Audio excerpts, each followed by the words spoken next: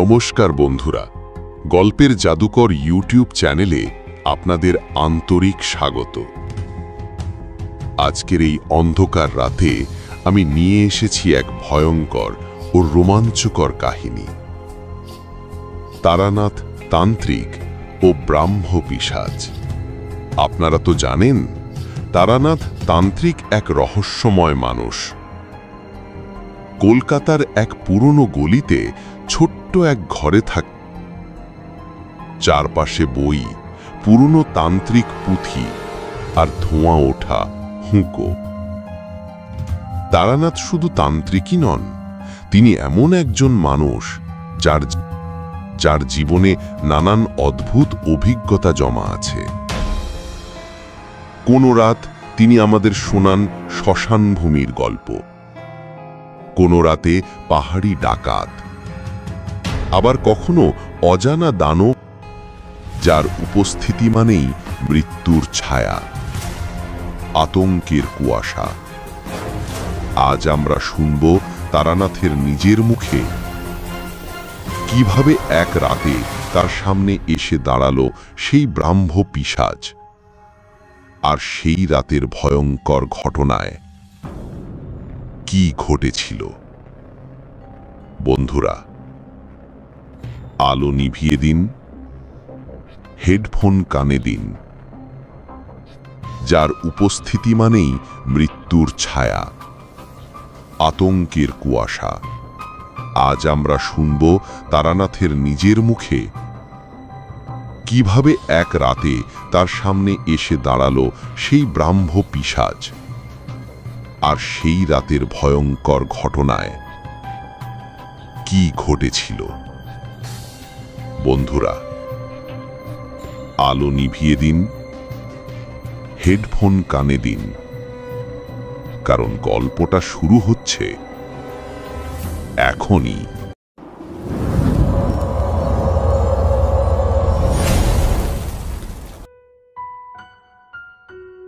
দিনটা সকাল থেকেই মেঘলা। দুপুরের দিকে বেশ এক পশলা বৃষ্টিও হয়ে গেল। তারপর আর বৃষ্টি নেই বটে, কিন্তু আকাশ থমথম করছে কালো মেঘে, ঝোড়ো বাতাস দিচ্ছে। এমন দিনে মনে একটা কি করি ভাব হয়। দু একখানা বিলিতি ম্যাগাজিন বন্ধুদের কাছ থেকে চেয়ে এনে পড়ব বলে জমিয়ে রেখেছিলাম।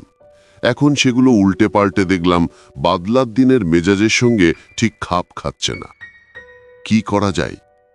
স্ত্রীর সঙ্গে গল্প করব? না, 7 বছর বিয়ে হয়ে যাবার পর আর বাদলার দিনে খোলা জানলার ধারে স্ত্রীকে নিয়ে কাব্য চলে না। যতই নিষ্ঠুর শোনাক, কথাটা সত্য। মহাকালের নির্মমতা এবং অতীত সুখের দিন সম্বন্ধে বিমর্ষভাবে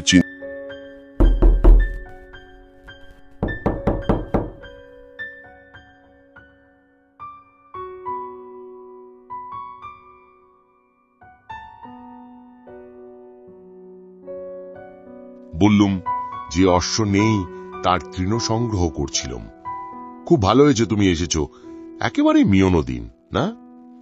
কিশোরী বললে, আর বসে কাজ নেই, একটা জামা টামা যা হোক কিছু গলিয়ে নাও, চলো তারানাথ জ্যোতিষীর বাড়ি ঘুরে আসি। আর কিছু না হোক, দু একটা আজব গল্প তো শোনা যাবে। এমন দিনেই তো উদ্ভট গল্প জমে। তারানাথের কথা আমার যে কেন আগেই মনে পড়েনি তা ভেবে অবাক লাগলো। বললুম, বসো, ধুতিটা বদলে নি। পথে বেরিয়ে বললুম, ট্রামে উঠে কাজ নেই, মাসের শেষ, সেই 8 পয়সা দিয়ে বরং সিগারেট কেনা যাবে। হেঁটে মেরে দিই চলো, এইটুকু তো পথ। কিশোরীরও মাসের শেষ, 8 পয়সা পাসিং শো কিনে হেঁটে হেঁটে দুজনে মট্ট লেনে তারানাথের বাড়ি হাজির হলুম। দরজা খুললে তারানাথের মেয়ে চারি। আমাকে দেখেই বললে, কাকা বাবু, আজ আমার লেসের ডিজাইন ভোলেননি তো? রোজ রোজই আপনি ভুলে যান। আজ ভুলিনি, আগে থেকেই পকেটে রেখে দিয়েছিলাম। বের করে হাতে দিতে চারি হাসি মুখে বাড়ির ভেতরে যেতে যেতে বললে, বসুন, বাবাকে ডাকি। খবর পেয়ে তারানাথ খুব খুশি হয়ে বেরিয়ে এলো। বহুদিনের মধ্যে তারও এমন একনিষ্ঠ শ্রোতা ও ভক্ত জোটেনি। গল্পে লোক শ্রোতার মর্ম বোঝে। তক্তাপোষে বসতে বসতে তারানাথ বললে, তারপর হঠাৎ যে? ভাল লাগছিল না বাড়ি বসে, তাই আড্ডা দিতে চলে এলুম। দু একখানা গল্প হবে নাকি? তারানাথ স্পষ্টতই খুশি হল, বলে, বসো বসো, জমি আগে। কি খাবে বল? ও চারি চারি, এদিকে সন্ধিকে একবার। চারি এসে দাঁড়াতে তারানাথ বললে, যা দেখি চট করে তেলমুন কাঁচা লঙ্কা দিয়ে মুড়ি মেখে নিয়ে আয়, পরে চা দিবি। তারপর আমাদের দিকে ফিরে বললে, কি গল্প বলবো, তোমরা তো এসব বিশ্বাস করো না। কিশোরী বললে, অমনি বলে বসলেন বিশ্বাস করি না। বিশ্বাস যদি নাই করব, তাহলে এই বাদলায় এতখানি পথ ঠেঙিয়ে এলুম কি করতে? সে গল্প শোনার লোভে নাস্তিক আর অবিশ্বাসীরাই অলৌকিক গল্পের ভালো শ্রোতা হয়। আমি বললুম, আপনার কাছে এতদিন আসছি, আপনি কিন্তু আমাদের অলৌকিক কিছু দেখালেন না। তারানাথ উজ্জ্বল চোখে আমার দিকে তাকিয়ে বললে, মানে শূন্যে হাত নেড়ে সন্দেশ রসগোল্লা না, জলকে মন্ত্র পড়ে শরবত করে দেওয়া? তোমাকে তো একদিন বলেছি, ওসব খুব নিম্ন শ্রেণীর শক্তি, ভেলকি। ও করায় গুরুর বারণ ছিল। তবে করিনি কি, করেছি। কম বয়সে ভক্তদের অবাক করার জন্যে, পয়সা রোজগারের কিকিরে করেছি কিছু কিছু। বাকি শক্তিও তাতেই গেল, ওতে কিছু নেই বাবু। আসল তান্ত্রিক কখনো ভেলকি দেখায় না। কিশোরী বললে, আচ্ছা সাধুরা যে চোখ বুজে ত্রিভুবন ত্রিকাল সামনে দেখতে পান, এখানে বসে বিলেতে কি হচ্ছে সব বলে দিতে পারেন, এসব কি বিশ্বাসযোগ্য? তারানাথ জোর দিয়ে বললে, নিশ্চয়ই, সদ্গুরু পেলে আর প্রকৃত সাধনা করতে পারলে তুমিও পারবে। যেমন যেমন ধরো, সদ্যমৃত কোনো চণ্ডালের সব থেকে মুন্ড কেটে এনে অমাবস্যা বা সংক্রান্তি তিথিতে শ্মশানে গর্ত করে তাতে সেই মুন্ড নিক্ষেপ করতে হবে। পরে গভীর রাতে সেই গর্তের ওপর পদ্মাসনে বসে মাথার ওপরে মরা দাঁড়কাকের বাঁ দিকের ডানা রেখে 1,00,000 বার বীজ মন্ত্র জপ করলে তুমিও সর্বজ্ঞ হতে পারো। কিশোরী বললে, বীজ মন্ত্রটি কি? তারানাথ বললে, সেটি বলা যাবে না। তন্ত্রে অদীক্ষিত লোকের কাছে সাধনার গুহমন্ত্র বলা নিষেধ। বীজ মন্ত্রই আসল কিনা। চারি তেলে জবজবে করে মুড়ি মেখে নিয়ে এলো। খেতে খেতে বললুম, আপনি কখনো সত্যিকারের কাপালিক দেখেছেন? কিশোরী জিজ্ঞেস করলে, তান্ত্রিক আর কাপালিকে পার্থক্য আছে নাকি কিছু? তারানাথ বললে, পার্থক্য আছে, তবে সেসব তোমাদের বোঝানো কঠিন, জেনেও তোমাদের কোনো কাজ নেই। হ্যাঁ, কাপালিক দেখেছি কিছু, কিন্তু একবারের স্মৃতি কখনো ভুলতে পারবো না। তারানাথ যেন একটু অন্যমনস্ক হয়ে চুপ করে গেল। বললুম, বলুন না সে গল্প, বেশ লাগবে শুনতে। বলছি, এখন খেয়ে নাও তোমরা আগে। সে এক ভয়াবহ কাহিনী হে, অনেকদিন বাদে মনে পড়ে গেল, এখনো মনে হলে গায়ে কাঁটা দেয়। আমি বললুম, এ ঘটনা কি মধুসুন্দরী দেবীর আবির্ভাবের আগের? বটেই, আমার ভবঘুরে জীবনের একেবারে প্রথম দিকে ঘটেছিল। তখনও আমি বীরভূমের মাতু পাগলিকে দেখিনি। চা এনেছিস? রাখ, এই তক্তা পোষে রাখ, নাও চা খাও। আমরা চায় চুমুক দিলাম। তারানাথ গল্প শুরু করলে, আমার বয়স তখন 22-23। বাড়িতে আর ভালো লাগে না। আমাদের গ্রামের ধারে বাঁধানো বটতলা একবার এক বিচিত্র দর্শন সাধু এসে 7-8 দিন পাশ করেছিল। মশাল জ্বালিয়ে চুপ করে বসে থাকে, মাথায় চূড়ার মতো উঁচু জটার ভার, চোখ দুটো বেশ। অনেকেই তার কাছে গিয়ে দুধ, ফলমূল এসব দিয়ে আসত। বৌঝিরা বায়না করত মাদুলি তাবিজের জন্য। সাধু কিন্তু কখনো ভড়ং দেখায়নি, অলৌকিক শক্তি দেখিয়ে ভক্ত জোগাড়ের চেষ্টাও করেনি। কেউ বেশি বিরক্ত করলে বলতো, আমি কিছু জানি নে মা, আমার কোনো ক্ষমতা নেই, ভগবানকে ডাক, ভগবান সব ঠিক করে দেবেন। বেশি ধরাধরি করলে বলতো, আচ্ছা যা, আমি তোর হয়ে ভগবানের কাছে প্রার্থনা করব। এই সততার জন্য এবং কারো কাছ থেকে পয়সা না নেওয়ায় সাধুর ওপর আমার কেমন একটা আকর্ষণ জন্মালো। গেলাম একদিন সাধুর বটতলায়। একদিকে বসে আছি, নানা রকম লোক এসে নানান বায়না করছে সাধুর কাছে। সাধু সবাইকেই হেসে বিদায় করছে। এসব মিটতে মিটতে বিকেল গড়িয়ে অন্ধকার নেমে এলো। এবার আমি আর সাধুই কেবল রয়েছি বটতলায়। পাশ থেকে একখানা চেলাকাঠ তুলে ধুনীতি গুজেলহি আমার দিকে তাকিয়ে সাধু বলল, আয়, এগিয়ে এসে বস। আমি সাধুর সামনে ধুনির এপাশে গিয়ে বসলাম। ধুনির আলোয় সাধু কিছুক্ষণ আমার মুখের দিকে তাকিয়ে থাকলেন। তারপর একটা নিঃশ্বাস ফেলে বলল, সন্ন্যাসী হবার ইচ্ছে আছে না? আমি কিছু না বলে চুপ করে রইলাম। তোর সেসব হবে না, তবে তোর কপালে অনেক সাধু সঙ্গ আছে দেখছি, কিছু শক্তিও পাবি, কিন্তু সংসারে থাকতেই হবে তোকে। আমি বললাম, আপনি তো কাউকে কিছু বলেন না, আমাকে এত কথা বলছেন কেন? সাধু একটু চুপ করে বসে থেকে বলল, তোর কপালে তন্ত্র সাধনার চিহ্ন আছে, কিন্তু অস্পষ্ট। তার অর্থ কিছু দূরে গিয়ে তারপর ফিরে আসতে হবে। এই চিহ্ন না দেখতে পেলে তোকে এসব কথা বলতাম না। তোর অধিকার আছে জানার।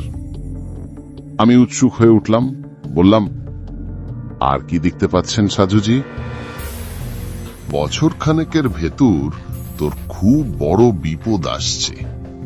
ভালোই হয়েছে আমার সঙ্গে দেখা হয়েছে তোর, নইলে প্রাণ সংশয় হতে পারত। বললাম, কিরকম বিপদ কিছু বলবেন না? তাহলে তার থেকে বাঁচব কি করে?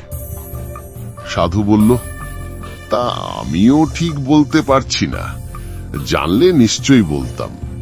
তুই এসে বসবার পর থেকেই আমার মনে কেমন যেন অস্বস্তি হচ্ছিল। এখন তোর দিকে তাকিয়ে দেখতে পাচ্ছি তোর পেছনে একটা অন্ধকারের স্তূপ যেন চাপ বেঁধে আছে। আমি চমকে পেছন দিকে তাকাতেই সাধু হেসে বলল, তুই দেখতে পাবি না, আমি দেখতে পাচ্ছি। আমি বললাম, 1 বছরের মধ্যে যে বিপদ ঘটবে তা কি করে বলছেন? আগে বা পরেও তো হতে পারে। ওটা আমার অভিজ্ঞতা থেকে বলছি, বোধহয় ভুল করিনি। চুপ করে বসে রইলাম। বলা বাহুল্য, সাধুর কথা শুনে একটু গা শিরশির করছিল। কেউ যদি জানতে পারে তার পেছনে একটা অদৃশ্য চাপ বাঁধা অন্ধকার ঘুরছে, তাহলে তার ভালো লাগার কথা নয়। তার উপর নির্জন জায়গা, গ্রামের বাইরের দিকে বটগাছটা। ধুনিতে পট করে কাঠের গাঁট পড়বার শব্দ হচ্ছে। সাধু আর আমি ছাড়া কোনো দিকে আর কেউ নেই। সাধু বলল, তোকে আমি একটা জিনিস শিখিয়ে দিয়ে যাচ্ছি, ভালো করে শিখে রাখ। যদি কোনোদিন কখনো বিপদ আসছে বলে মনে হয়, কি কোনো অস্বস্তি বোধ করিস, তাহলে এই প্রক্রিয়াটা করবি। যতই বিপদ আসুক, প্রাণটা বেঁচে যাবে। বললাম, কি প্রক্রিয়া সাধুজি? সাধু বলল, নে, ভালো করে দেখ আর এই মন্ত্রটা মুখস্থ করে নে। একে বলে গাত্রবন্ধন। শিখতে বেশিক্ষণ লাগলো না। বললাম, কিন্তু বিপদ যে আসছে তা বুঝতে পারবো কি করে? সাধু একটু হাসল, তারপর বলল, তুই ঠিক বুঝতে পারবি। তোর কপালে তন্ত্র সাধনার চিহ্ন আছে বললাম না? মনের মধ্যে বিপদের ঘণ্টা বেজে উঠবে। আমি যেমন আজ তোর বিপদ বুঝতে পারলাম। বললাম, কিন্তু আমি তো পারিনি। আজ থেকে তোকে আমি কিছুটা শক্তি দিলাম। যা, ভালো মন্দ যাই আসুক, তুই আগে থেকে আন্দাজ করতে পারবি। আমি হাত জোর করে বললাম, আমাকে আপনার শিষ্য করে নিন, আমি দীক্ষা নেব আপনার কাছে। সাধু ভ্রু কুঁচকে বলল, ওসব হবে টবে না, আমি কাউকে শিষ্য করি না, আবদার করিস না, যা কেটে পড়। আবার কবে আপনার দেখা পাবো? এমনিতে দেখা পাবি না, তবে যদি সত্যি কখনো তোর প্রাণ সংশয় ঘটে, তাহলে তোকে সাবধান করে দেব। তারপরে একটা আধ পোড়া কাঠ তুলে নিয়ে ধুনি খচিয়ে দিতে দিতে বলল, যা যা, ভাগ, পালা। বাড়ি ফিরে এলাম। পরদিনই সেই সাধু আস্তানা ভেঙে কোথায় চলে গেল কে জানে। পরদিন বিকেলে বটতলায় গিয়ে দেখি শুধু নিভে যাওয়া ধুনির ছাই আর কতকগুলো আধ পোড়া কাঠ পড়ে আছে। মাসখানেক কাটল, কিছুই যেন ভালো লাগে না। কেবলই বাড়ির বের হয়ে পড়তে ইচ্ছে করে। পথ যেন দারুণ আকর্ষণে টানছে। কেবল যে ধর্মের স্পৃহা তা নয়, একটা ভবঘুরেমি পেয়ে বসল। আরো কিছুদিন এভাবে কাটাবার পর একদিন সত্যি কয়েকটা জামা কাপড় আর 10টা টাকা নিয়ে বেরিয়ে পড়লাম। বাড়ির লোক খোঁজাখুঁজি করবে এবং সন্ধান পেলেই ধরে নিয়ে যাবে বাড়িতে। এজন্য সারাদিনই প্রায় হাঁটতাম যতটা দূরে গিয়ে পড়া যায়। রাত্রি আশ্রয় নিতাম কোনো গৃহস্থের বাড়িতে। তখনকার লোকজন ছিল ভালো, অভাব ছিল না। গোলা ভর্তি ধান, পুকুর ভর্তি মাছ, নিজের গরুর দুধ। অতিথিকে যত্ন করতে সে যুগের লোক ত্রুটি করত না।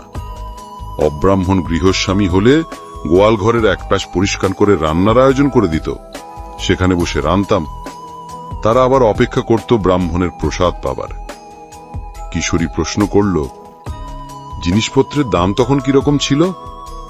তারানাথ বলল, গায়ের দিকে বেশিরভাগ জিনিসই কিনে খেতে হতো না, সবই তো গ্রামেই উৎপন্ন হতো। তবে হ্যাঁ, মনে আছে একবার আমি আর আমার বন্ধু হরমোহন মাংস খাবার শখ হওয়ায় পাশের গ্রাম থেকে 10 আনা দিয়ে একটা পাঁঠা কিনে এনে দুজনে রান্না করে খেয়েছিলাম। তাও হরমোহন বারবার বলছিল আমরা ঠকেছি, আর একটু দরাদরি করলে 8 আনার ভেতরেই হয়ে যেত। আমি অবাক হয়ে বললাম, 10 আনায় একটা আস্ত পাঁঠা? বটেই, সেসব সস্তা গন্ডার বাজার তোমরা কল্পনাও করতে পারবে না। দুজনে মিলে গোটা পাঁঠাটা খেয়ে ফেললেন। তা পারবো না কেন, গাঁয়ের ছেলে, আমাদের খিদেও ছিল আর অম্বলের ব্যামতেও ভুগতাম না। আমার খাওয়ার কথার কি শুনছো? আমার বাবার খাইয়ে হিসেবে 10টা গাঁয়ের মধ্যে নাম ডাকছিল। সে গল্প বলবো এখন, পরে একদিন। কিশোরী বলল, হ্যাঁ, যে গল্প হচ্ছিল সেটা হোক। তারানাথ বলতে শুরু করল, এভাবে কিছুদিন ঘুরে বেড়িয়ে বিরক্তি ধরে গেল। রোজ রোজ অকারণে পথ হাঁটা, লোকের বাড়িতে আশ্রয় নেওয়া, তাদের দাক্ষিণ্যে ভালো ভালো খাওয়া। শুধু খাওয়ার জন্যই কি বাড়ি থেকে বেরিয়েছি? বাড়িতে কি আমার ভাতের অভাব ছিল? কিন্তু যা চাই তা পাই কই। যাই হোক, পথ হেঁটে ক্লান্ত অবস্থায় একদিন সন্ধেবেলা এক গ্রামে এসে পৌঁছলাম। গ্রামটায় ঘন বসতি নেই, একটু ছাড়া ছাড়া বাড়ি ঘর, আম জাম বাঁশ বাগানে ভরা।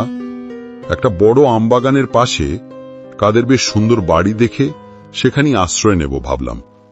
সুন্দর বলতে পাকা বাড়ি নয়, পোড়ো চালের বড় বড় 8-10 খানা ঘর, মাঝখানে উঠোনকে ঘিরে। বিরাট উঠোনে ধানের গোলা, একপাশে গোয়ালে কখানা গরু সাজালের ধোঁয়ার মধ্যে বসে বসে জাবর কাটছে। আমি উঠোনে পা দেবার সঙ্গে সঙ্গে বাড়ির মধ্যে শাঁকে ফুঁ পড়ল। সব মিলিয়ে সম্পন্ন গৃহস্থের লক্ষণ ফুটে বেরোচ্ছে। উঠোনে দাঁড়িয়ে এদিক ওদিক তাকাচ্ছি, একজন কালো মতো মধ্যবয়স্ক লোক এগিয়ে এসে বলল, কি চাই? বললাম, আমি বিদেশি লোক, রাত্রিটা একটু থাকবার সুবিধা হবে কি? আপনারা? ব্রাহ্মণ। লোকটা আসুন আসুন করে ব্যস্ত হয়ে আমায় নিয়ে দাওয়ায় বসালো, পা ধোয়ার জল দিল। তার নাম মাধব ঘোষ। সেই বাড়ির মালিক। চাষবাস আছে প্রায় 50 বিঘের। মাধব লোক বেশ ভালো। আমাকে রান্নার ব্যবস্থা করে দিয়ে সে ঠায় বসে রইল সামনে, বসে গল্প করে, আর একটু বাদে বাদে হুঁকোটিকে এগিয়ে দিয়ে বলে, সাজুন, ব্রাহ্মণের প্রসাদ পাব। কথায় কথায় আমি বললাম,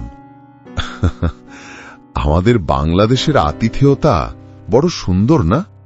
এই যে তুমি আমাকে এত যত্ন করছো, এতে তোমার লাভ কি? জিভ কেটে মাধব বলল, আগে ও কথা বলবেন না। ব্রাহ্মণ দেবতার হাড়িতে 2টি চাল দিতে পারছি, সে তো আমার সৌভাগ্য। তবে কথা কি জানেন, সব অতিথি তো আবার সমান হয় না। এই তো দিন 7 আগে আমাদের বাড়িতে সে এক কাণ্ড। ধোয়া সুগন্ধি আতপ চাল হাড়িতে ছেড়ে দিয়ে তার দিকে ফিরে বললাম, কেন, কি হয়েছিল? চুরি টুরি নাকি? তাহলে তো বরং ছিল ভালো। শুনুন না কাণ্ড। এই ঠিক গেল সোমবার বিকেলের দিকে এক লাল কাপড় পরা সন্ন্যাসী এসে বলে, তোমার এখানে থাকবো। আমার সাদা মনে কাদা নেই, বললুম থাকুন। গোয়াল ঘরে রান্নার ব্যবস্থা করে দিলুম। দিব্যি চেহারা তার, ফর্সা রং, এই মোটা পৈতের গোছা, দেখে কিছু বুঝবার উপায় নেই। নিঃশেষিত কলকেটি উপড়ে করে তামাকের গুল ঝেড়ে কলকেটি একপাশে রেখে মাধব বলল, সে রাত্রিরে কিছু হল না। পরের দিন সকালে সন্ন্যাসী যাওয়ার সময় আমাকে বললে, কাল যে মেয়েটি রান্নার জিনিসপত্র এগিয়ে দিচ্ছিল, সে তোমার কে হয়? আমি বললাম, আমার মেয়ে। কেন বলুন তো?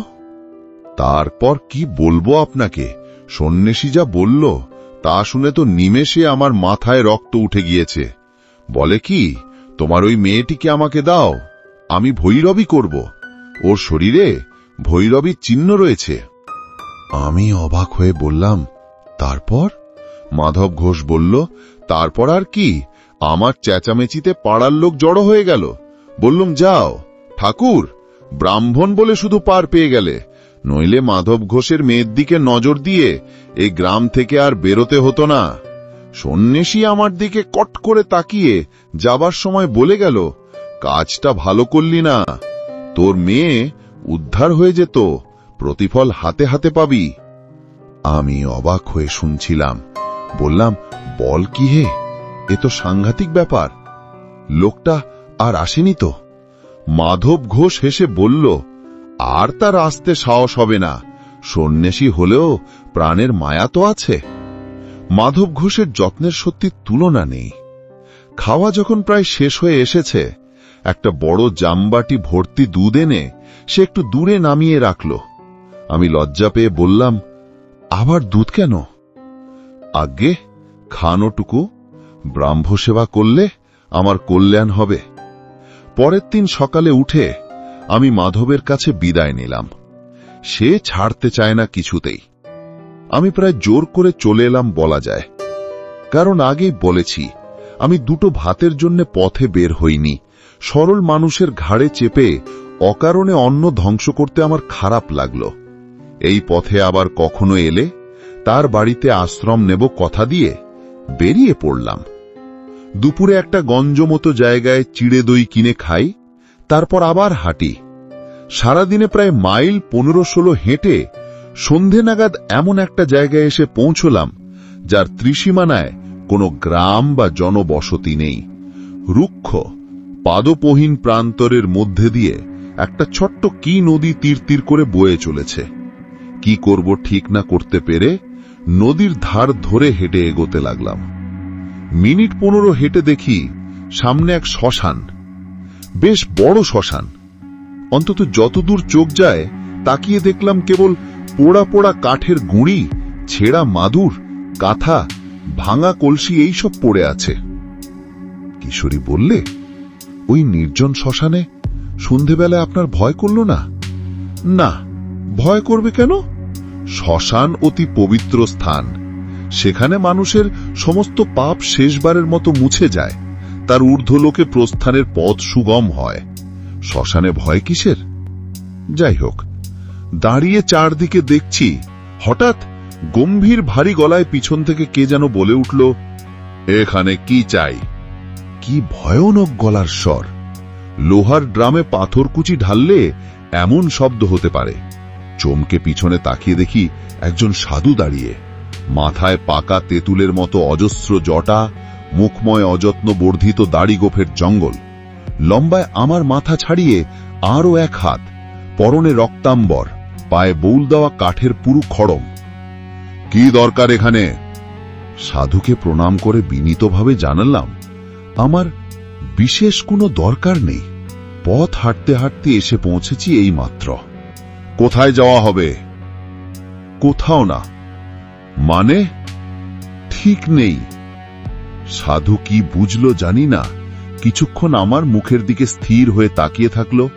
তারপর তার দাড়ির জঙ্গলে খুব সূক্ষ্ম একটা হাসির রেখা ফুটে উঠল। সে বলল, আয় আমার সঙ্গে। সেই ঘনায়মান অন্ধকারে আমি সাধুর পিছনে চললাম।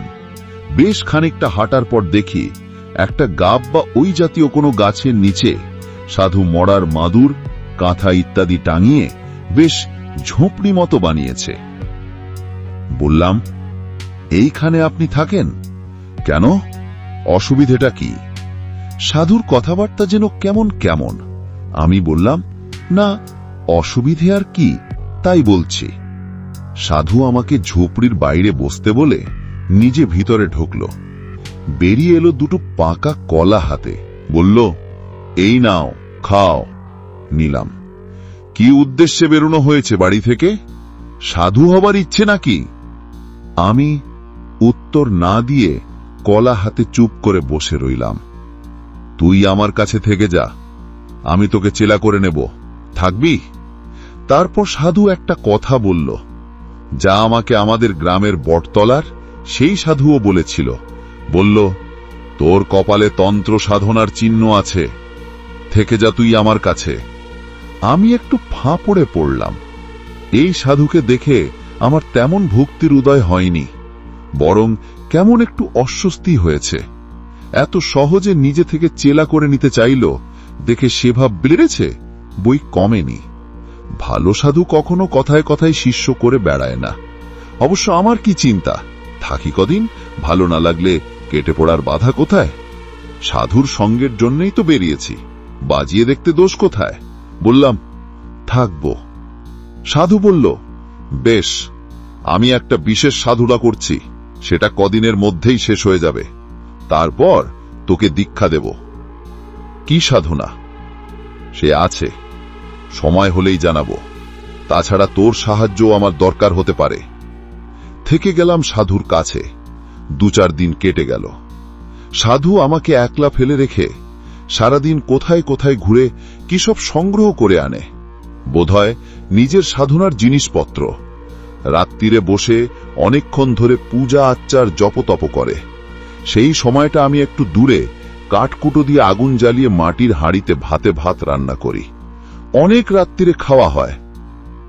ক্রমে সাধুর কাণ্ড কারখানা দেখে আমার মনে দৃঢ় বিশ্বাস হল সাধু একজন কাপালিক।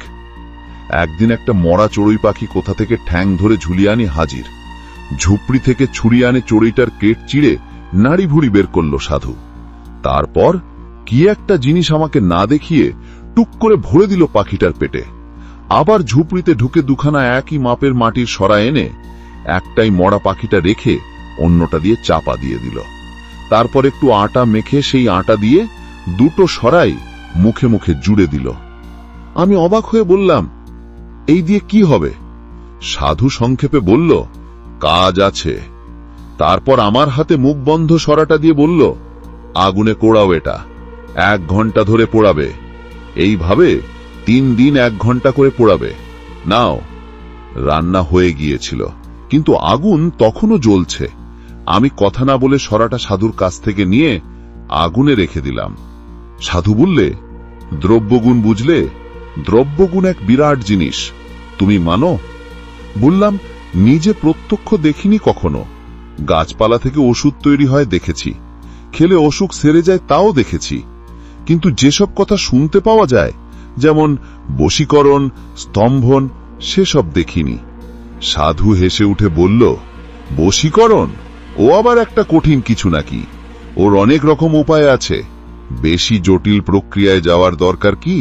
একটা সোজা উপায় শিখিয়ে দিই, শোনো, চেষ্টা করলে তুমিও পারবে। আগে পি যে কোনো মাসের অমাবস্যা তিথিতে যদি দুপুরবেলায় ঘূর্ণিঝড় উঠে কিংবা জোরালো হাওয়া দেয়, তাহলে সেই হাওয়ায় উড়ে যাওয়া কোনো শুকনো গাছের পাতা একটা মন্ত্র বলতে বলতে বাঁ হাতে ধরে ফেলতে হবে। সেই পাতা গুঁড়ো করে পান বা দুধ বা যা হোক কিছুর সঙ্গে খাইয়ে দিতে পারলে সেই লোক কুকুরের মতো তোমার পায়ে পায়ে ঘুরবে। আছে আমার কাছে, দেখবে। সাধু ঝুপড়ি থেকে একটা শুকনো অশ্বত্থ পাতা হাতে করে বেরিয়ে এলো, বলল, ভাদ্র মাসের অমাবস্যায় ধরেছিলাম, থাক আমার কাছে, এর গুণ দেখিয়ে দেব।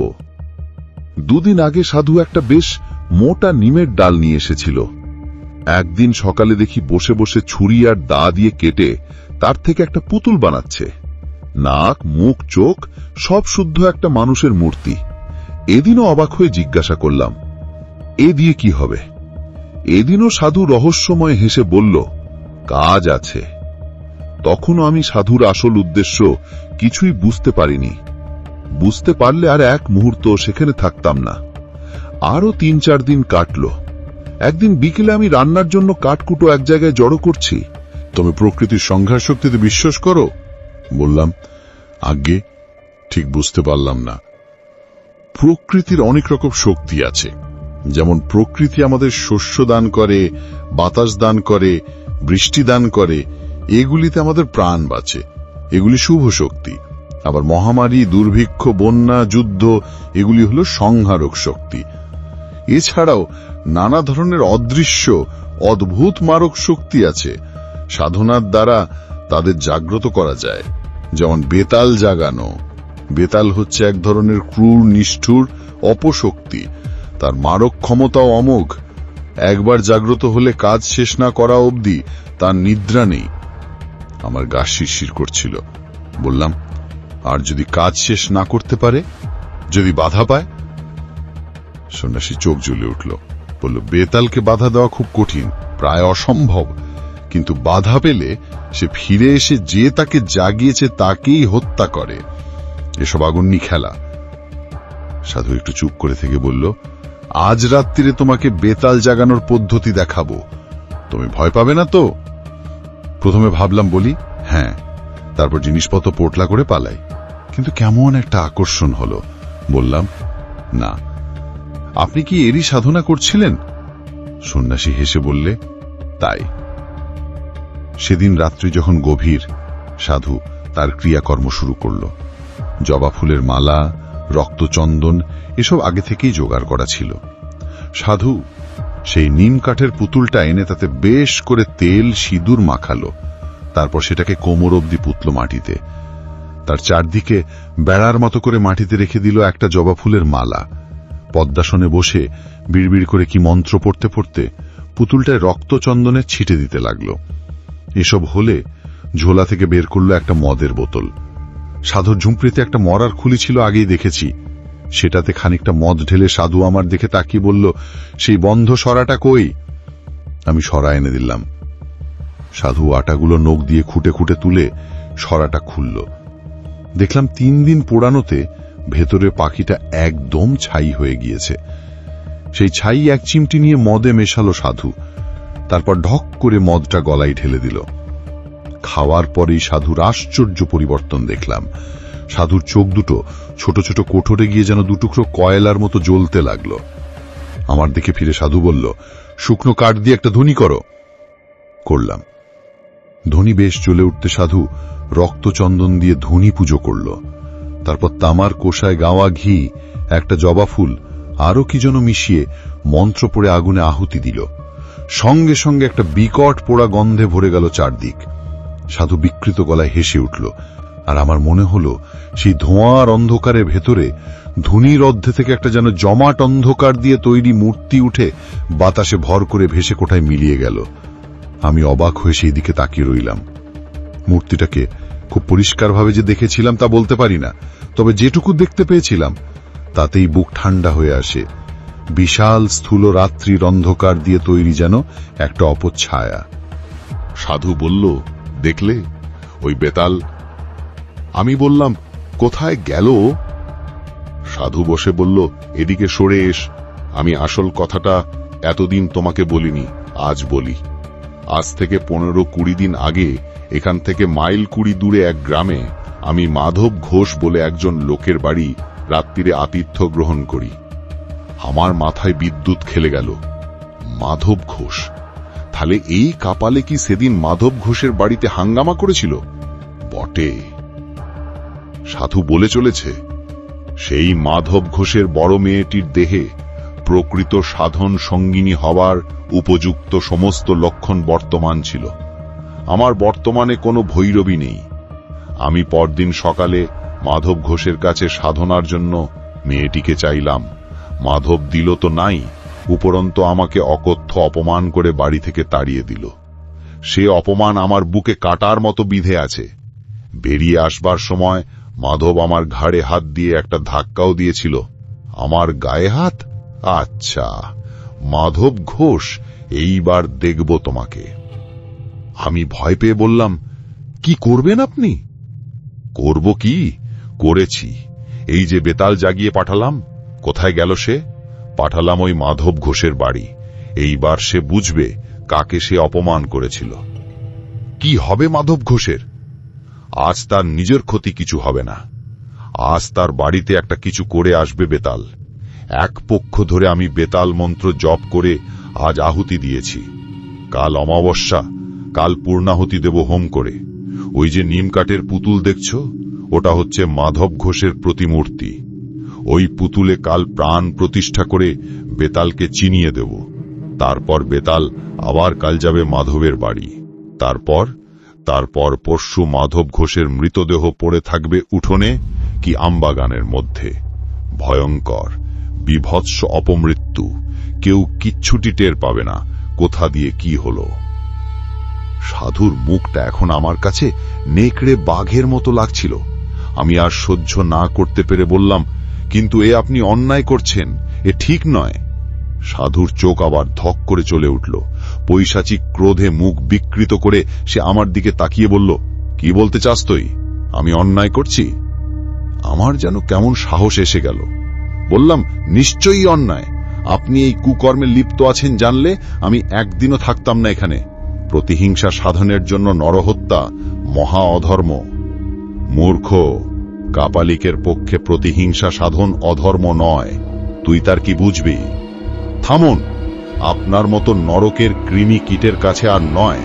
আমি চললাম, আপনি থাকুন আপনার কুৎসিত সাধনা নিয়ে। হন হন করে হেঁটে সেই রাত্রিরেই রওনা দিলাম শ্মশান থেকে। পিছনে সাধু ডেকে বলল, যাচ্ছিস যা, কিন্তু শুনে যা, আজ পর্যন্ত কেউ আমাকে অপমান করে বেশি দিন পৃথিবীর আলো দেখেনি, মনে রাখিস। অনেক দূর চলে এসেছি, তখনও পিছন থেকে রাত্রিরের নির্জনতা ভেদ করে সাধুর উন্মাদের মতো হাসি শুনতে পাচ্ছিলাম। পরের দিন দুপুর গড়িয়ে গেলে অবিশ্রান্ত হেঁটে আমি মাধব ঘোষের বাড়ি পৌঁছলাম। দেখি সমস্ত বাড়িটা যেন কেমন ঝিমিয়ে আছে, ভেতরে কেউ যেন জেগে নেই। আমার বুকটা ছাঁদ করে উঠল। না জানি বেতাল কাল রাত্রিরে কি করে গিয়েছে। উঠোনে দাঁড়িয়ে ডাক দিলাম, মাধব, মাধব। ডাক শুনে ভেতর থেকে মাধব বেরিয়ে এলো। আমাকে দেখে সে যেন হাতে চাঁদ পেল। এগিয়ে এসে পায়ের ধুলো নিয়ে বলল, ঠাকুরমশাই, ওহ, আপনি এসেছেন, আমি যেন একটু বল পেলাম, ভগবান পাঠিয়েছেন আপনাকে। দেখলাম মাধবের চোখ বসে গিয়েছে, মুখ শুকনো। বললাম, কি হয়েছে? কোনো বিপদ আপদ হয়নি তো? আর বিপদ, গতকাল রাত্রিরে আমার দুখানা গাই গরু মরে গেল ঠাকুরমশাই। সে কি, গরু মারা গেল কি করে? তা কি করে বলি বলুন দেখিনি ঠাকুরমশাই। আশ্চর্য ব্যাপার, তখন অনেক রাত, হঠাৎ গোয়ালে কেমন একটা শব্দ শুনলাম, মনে হলো গরুগুলো যেন ভয় পেয়ে ছটফট করছে। উঠে বাইনে যাওয়ার আগেই মুংলি গাইটা চিৎকার করে উঠল। গিয়ে দেখি রাঙি আর মুংলি দুটোই মাটিতে শুয়ে ছটফট করছে। কি হলো জানে, তক্ষুনি লোক পাঠালাম পাশের গায়ে গোবৈদ্যের জন্য। সে এলো বটে, কিন্তু কিছুই বুঝতে পারলে না। আজ সকালে মারা গেল গরু দুটো। মাধবের চোখ দিয়ে জল পড়তে লাগলো। বলল, আজ সকাল থেকে আবার মেয়েটার জ্বর, গা যেন পুড়ে যাচ্ছে। এসব তো ভালো কথা নয় ঠাকুরমশাই। আপনি এলেন ভালোই হলো, ব্রাহ্মণ মানুষ, ভিটে বাস করলে আমার ভয় কেটে যাবে। বুঝলাম সবই, কিন্তু আমার কি করার আছে কিছুই বুঝতে পারলাম না। আমি থাকলে যদি মাধব শান্তি পায় তাহলে থাকতে পারি, এই মাত্র। একটু পরেই একটা অদ্ভুত ঘটনা ঘটল। তখন বিকেল বেশ গাঢ় হয়ে এসেছে। মাধব বেশ করে ফলারের আয়োজন করে দিয়েছিল। ফলার করে আমার একটু বাগানে যাওয়ার প্রয়োজন হয়ে পড়ল। মাধবের কাছ থেকে গাড়ু চেয়ে বাগান সারলাম। গাড়ু হাতে ফিরছি, হঠাৎ মনের মধ্যে কেমন যেন একটা অনুভূতি জেগে উঠল। ঠিক কি রকম তা বোঝাতে পারবো না, যেন আমার খুব বড় একটা বিপদ আসছে। খুব কাছে এসে গিয়েছে সে বিপদ। ভয়ের একটা বিচিত্র অনুভূতি বুকের মধ্যে ঠেলে উঠল। সেই অন্ধকার নির্জন আমবাগানে দাঁড়িয়ে হঠাৎই আমার বুক যেন হিম হয়ে গেল। কেন এরকম হচ্ছে আমার?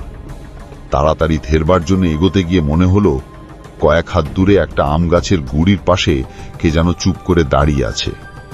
আর একটু হলে বোধহয় ভয় পেয়ে চিৎকার করে উঠতাম, কিন্তু ততক্ষণে যে দাঁড়িয়ে আছে তাকে আমি চিনতে পেরেছি। আমাদের গায়ের বটতলার সেই সৌম্য মূর্তি সাধক, যিনি বলেছিলেন আমার বিপদ ঘনিয়ে এলেই আমাকে দেখা দেবেন। তাহলে কি সত্যি আজ আমার সেই বিপদের দিন? দূর থেকে আমি সাধুকে প্রণাম করলাম। সাধু হেসে হাত তুলে আশীর্বাদ করলেন। তারপর হঠাৎ কোথায় সাধু, কোথায় কি, কেউ নেই কোথাও। আমি একা অন্ধকারে গাড়ু হাতে দাঁড়িয়ে। ফিরে এসে মাধব ঘোষকে ডাকলাম, বললাম, দেখ, আজ আমার তোমার দুজনেরই খুব বিপদ। কি বিপদ তা আমি তোমাকে বলবো না, তোমার জেনেও কাজ নেই। মোট কথা, আজ তুমি বা তোমার বাড়ির কেউ বাড়ির চৌহদ্দির বাইরে পা দেবে না, চুপ করে বাড়িতে বসে ভগবানের নাম করো, আর আমাকে এক ঘটি জল এনে দাও তো। মাধবের মুখ শুকিয়ে আরো ছোট হয়ে গেল। দৌড়ে এক ঘটি জল নিয়ে এলো। আমি সাধুর দেওয়া গাত্র বন্ধনের মন্ত্র দিয়ে জলটা শোধন করে বাড়ির চারিদিকে ঘুরে ছিটিয়ে গণ্ডি কেটে দিলাম। আমি বুঝতে পেরেছিলাম বিপদ শুধু আমার আর মাধবের, কাপালিক আমাকেও ছাড়বে না। আজ অমাবস্যা, আজই সে আমাদের দুজনকে বেতাল পাঠিয়ে শেষ করবে। অন্যরা হয়তো নিরাপদ, তবু সাবধানের মার নেই জেনে সারা বাড়ির চারিদিকেই গণ্ডি দিয়ে দিলাম। রাত্রিরে খাওয়া হলে আমি মাধবকে ডেকে বললাম, তুমি আমি আজ এক ঘরে থাকব। বাড়ির সবাই শুয়েছে? আজ্ঞে হ্যাঁ ঠাকুর মশাই। বেশ, এসো আমার সঙ্গে। ঘরে গিয়ে আমি মাধবকে বললাম, ওই ঘটি থেকে খানিকটা জল ঢালো মাটিতে, এই যে খাটের পায়ের কাছে এইখানটায় ঢালো। আচ্ছা, এবার ডান পায়ের বুড়ো আঙুর দিয়ে ওই জল থেকে রেখা টেনে খাটের চারিদিকে জলের গণ্ডি কাটো। নাও, শুরু করো। আমি তোমার সঙ্গে মন্ত্র পড়তে পড়তে ঘুরছি। তুমি গৃহস্বামী, তোমাকেই করতে হবে, নইলে আমি করে দিতাম। সেই গণ্ডির ভেতরে খাটে উঠে আমরা দুজন বসে রইলাম। সে কি ভয়ঙ্কর রাত! আমার বুকের ভেতরে এই বিচিত্র বিপদের ঘণ্টা বেজে চলেছে। কি যেন ঘটবে, কে যেন আসছে। আমার পাশে চুপ করে বসে মাধব। ঠিক মাঝরাত পেরিয়ে যাবার পর হঠাৎ যেন এক ঝলক হাওয়ায় বাইরের আমবাগান কেঁপে উঠল। ঝড়ের সময় নয়, কিছু নয়, হাওয়া এলো কোথা থেকে? ক্রমে সেই হাওয়া বেড়ে রীতিমতো ঝড়ে পরিণত হলো। সমস্ত আমবাগান যেন ভেঙে পড়বে। বাড়ির জানলা দরজা দড়াম দড়াম করে বন্ধ হতে আর খুলতে লাগলো। বাড়ির ভেতরে মেয়েরা শব্দ করে কেঁদে উঠল। আমি চেঁচিয়ে বললাম, কেউ বাইরে আসবেন না, সব ভেতরে বসে থাকুন। ঝড়ের শব্দের মধ্যে কারো যেন বিভৎস হুঙ্কার। বিকৃত জান্তব গলায় কে যেন অমানসিক হুঙ্কার করছে। কে যেন ঝড়ের ছদ্মবেশে প্রাণপণে চেষ্টা করছে বাড়িতে ঢুকবার। বারবার অদৃশ্য কিসে বাধা পেয়ে ফিরে যাচ্ছে। কিছুক্ষণ এরকম চলার পর হঠাৎ ঝড়টা যেন এক মুহূর্তে থেমে গেল। আবার শান্ত আমবাগান, মৃদু হাওয়ায় বাড়ির কলা গাছের পাতা নড়ছে। যে বাড়িতে ঢুকবার চেষ্টা করছিল সে যেন উদ্দেশ্য সফল হবে না বুঝে ফিরে গিয়েছে। আমার বুকের ভেতরে বিপদের ঘণ্টাও যেন হঠাৎ থেমে গেল। মাধব ঘোষ আতঙ্কিত চোখে আমার দিকে তাকিয়েছিল। আমি বললাম, আর ভয় নেই, বেঁচে গেলাম বোধহয়।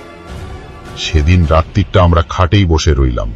পরের দিন সকালেই খবর পেলাম মাধবের মেয়ের জ্বর নেমে গিয়েছে। আমি সকালেই বিদায় চেয়েছিলাম, মাধব কিছুতেই ছাড়ল না। খালি বলে, আপনার দয়াতেই রক্ষা পেলাম। বেঁধে রাখতে পারবো না জানি, তবু এ বেলাটা থেকে যেতেই হবে। থেকে ভালোই করেছিলাম, নইলে ঘটনার শেষটুকু জানতে পারতাম না। বিকেলে মাধবের কাছ থেকে বিদায় নিয়ে বেরিয়ে প্রায় মাইল খানেক চলে এসেছি। দেখি ঘোড়ায় চড়ে এক দারোগাবাবু কোথায় যেন চলেছেন, পিছনে দুজন পাগড়িওয়ালা সেপাই। আমার কাছ দিয়ে যখন তারা যাচ্ছেন, কি মনে হতে একজন সেপাইকে জিজ্ঞাসা করলাম, কোথায় চলেছ বাপু? সেপাইটা বলল, সামনে বিরামখালিতে একটি শ্মশান আছে জানেন? সেই শ্মশানে এক কাপালিক থাকত, সে খুন হয়েছে। ধরা গলায় বললাম, খুন হয়েছে বোঝা গেল কি করে? মাথাটা নাকি একেবারে মুচড়ে উল্টো দিকে ঘুরিয়ে দিয়েছে, অনেকে মিলে করেছে আর কি, একজনের কাজ না। আমি তখন সব বুঝতে পেরেছি। কাপালিকই তো বলেছিল, বেতাল বাধা পেলে ফিরে গিয়ে যে জাগিয়েছে তাকেই আক্রমণ করে। কি ভয়ঙ্কর মৃত্যু! একবার তাদের সঙ্গে গিয়ে মৃতদেহটা দেখে আসবার ইচ্ছে হয়েছিল, পরে সেই ইচ্ছে দমন করি। মনে মনে আমাদের গায়ে দেখা সৌম্য সাধুকে প্রণাম জানিয়ে আবার রওনা দিলাম। গল্প শেষ করে তারানাথ বললে, কিরকম শুনলে? আমরা বললাম, ভালোই। পথে বেরিয়ে কিশোরীকে বললাম, বিশ্বাস হলো? সে কথার জবাব না দিয়ে কিশোরী হেসে বললে, দিনটা তো ভালো কাটলো।